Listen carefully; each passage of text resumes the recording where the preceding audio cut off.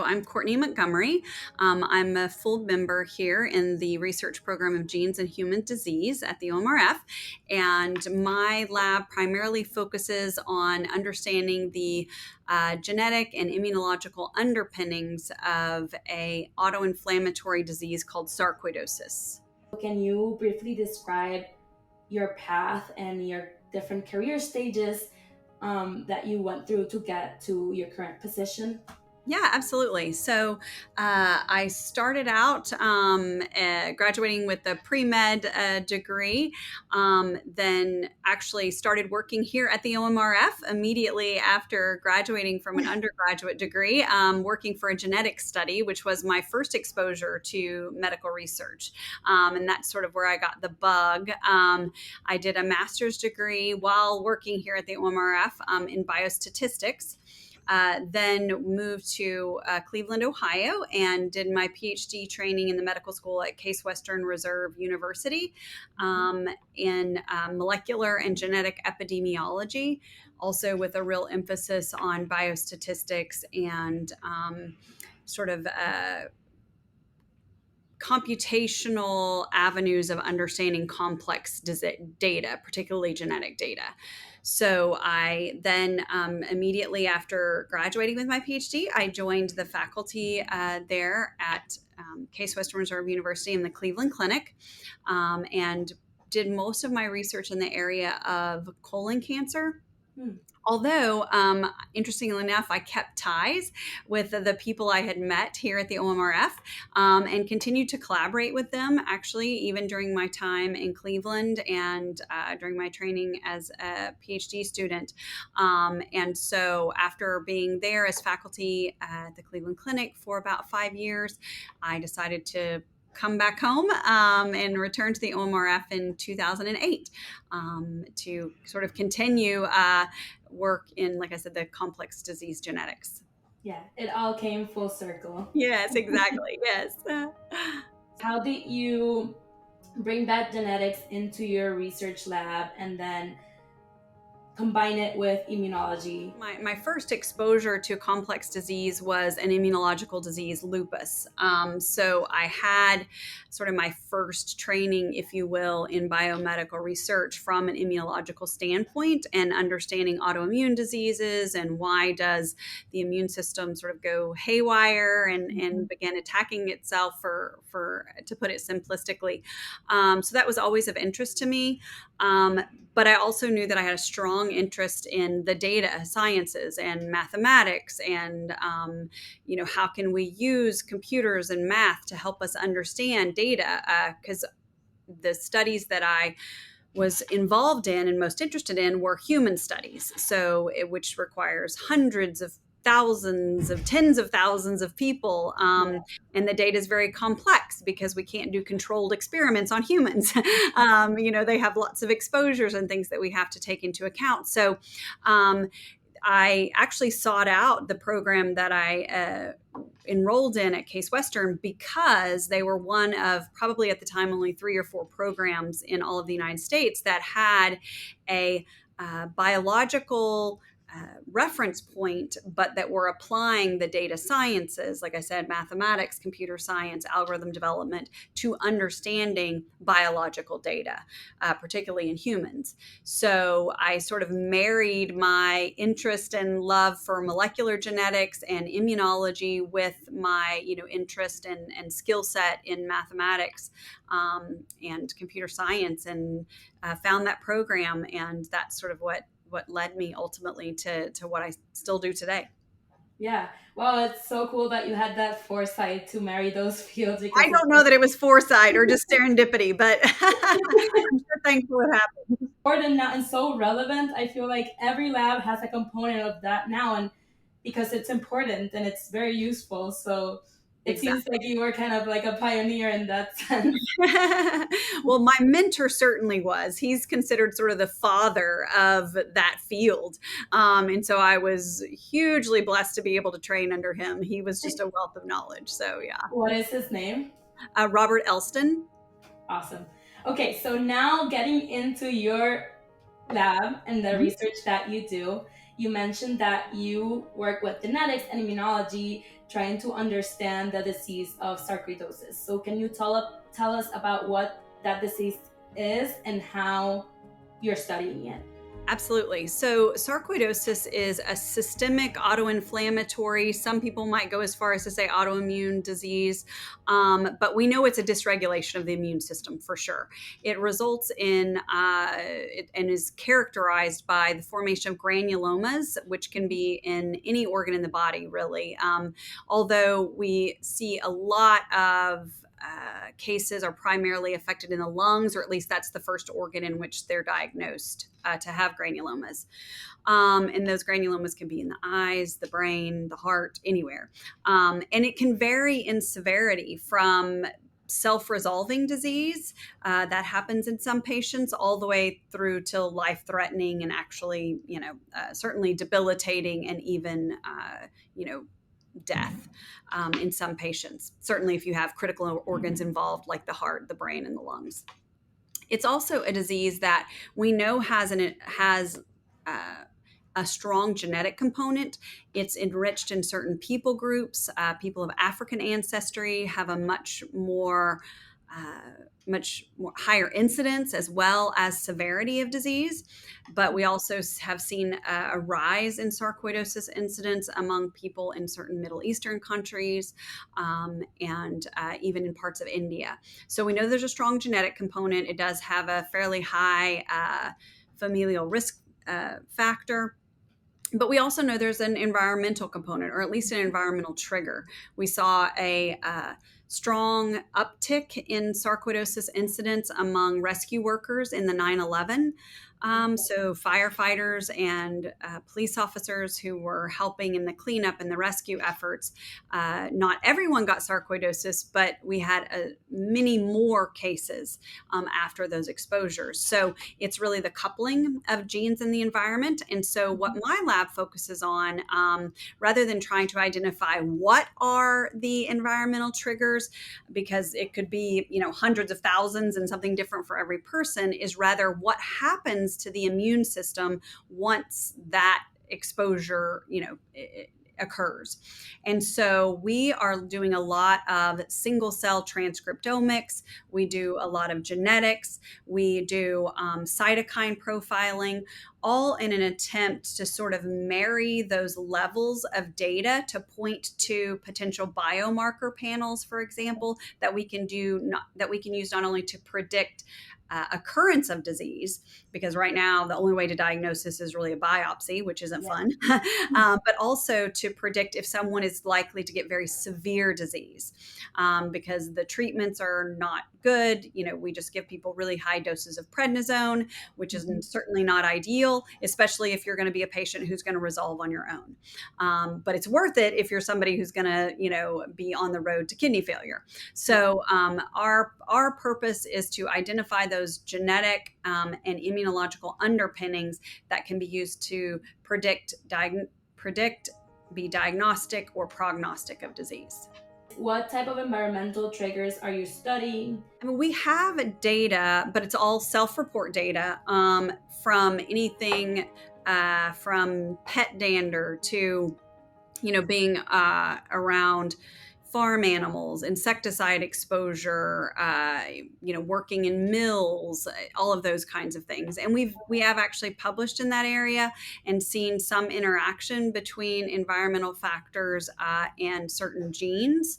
But like I said, for us, it's more about looking at what's going on at the molecular level in patients that was caused by that environmental trigger, whatever it was. Because like I said, it's likely, because not everybody's a rescue worker, and so, but someone may have gotten it just because they grew up on a farm or been triggered for it.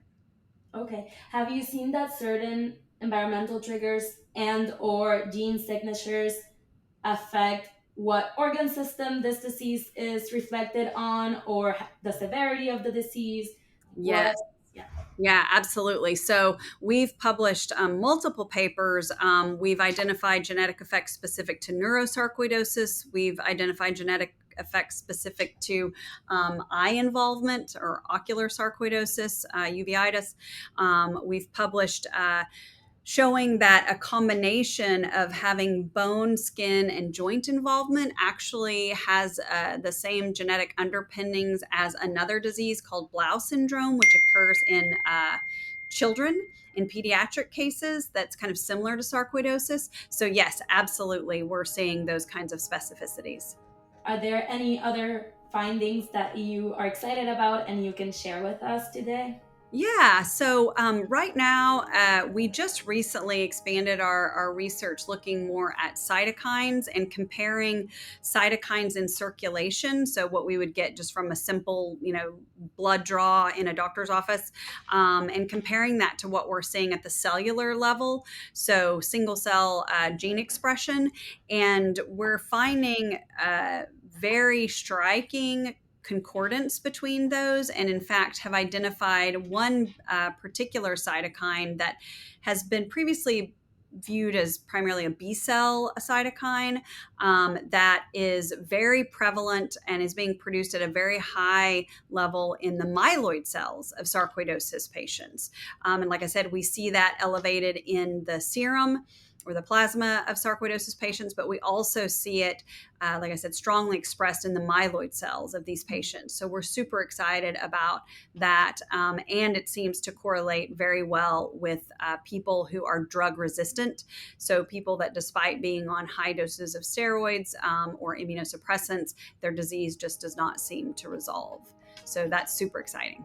How would you describe your current research team and how are you hoping to grow it? Yeah, so our research team is very diverse. I have an MD PhD who works as my clinical director, and she, does lots of things, but heads up our medical record reviews and all of that. I have two nurses that work with me because we do have an active research clinic where patients come to our clinic. I meet with them. We do, intake evaluation. We collect blood samples, obviously. So we have a strong clinical component to our team, but then we also have people who have PhDs in computer science or master's degrees in statistics. So we are a very diverse team and sort of everything in between. And so we have had, I have immunologists that work for me, or people that have, PhDs in microbiology and immunology. So we really approach this from a team perspective.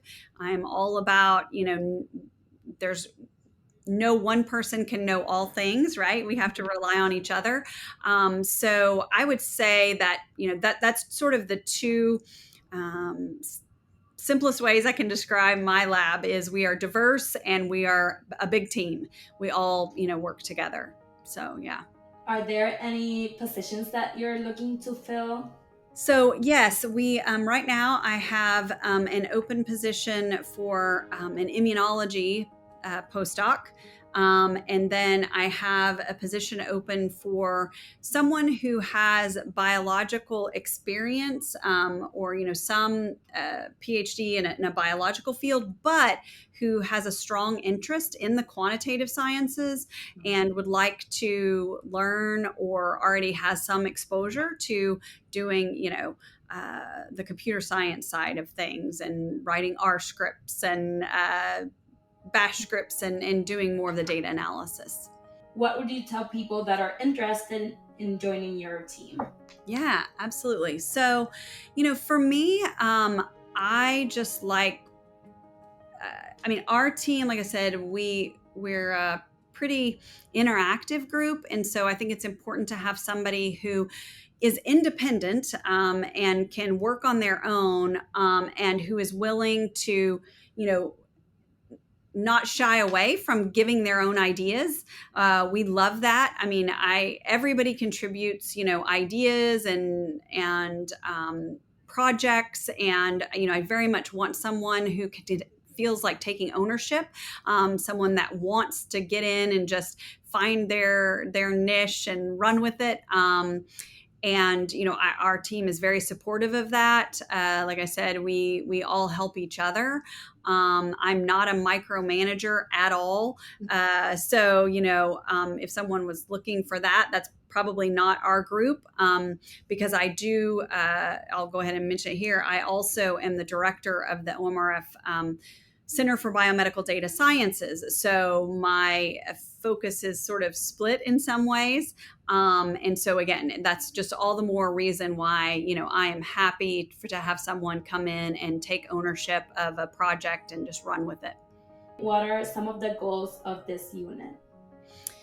A good question. So our focus, and I think I alluded to this earlier, really is in the development of tools for better diagnosis and being able to better diagnose and better prognose sarcoidosis patients. So we also really see our work as a resource for other investigators as well. So, because sarcoidosis is a somewhat rare disease, there aren't a whole lot of people doing research in this area.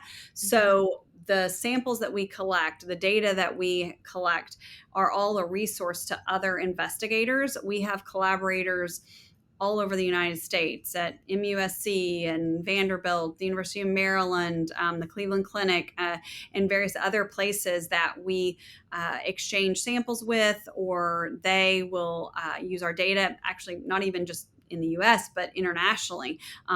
We have collaborators in Stockholm, Sweden, that because our collection is so unique and rare, so we really are here to be, like I said, we have our own goals, but we also really are striving to partner with others to reach their goals in terms of better diagnosis and treatment, and understanding the underpinnings of sarcoidosis as well. What are the biggest challenges of studying this disease? And then what is something that you're excited about this work? Yeah.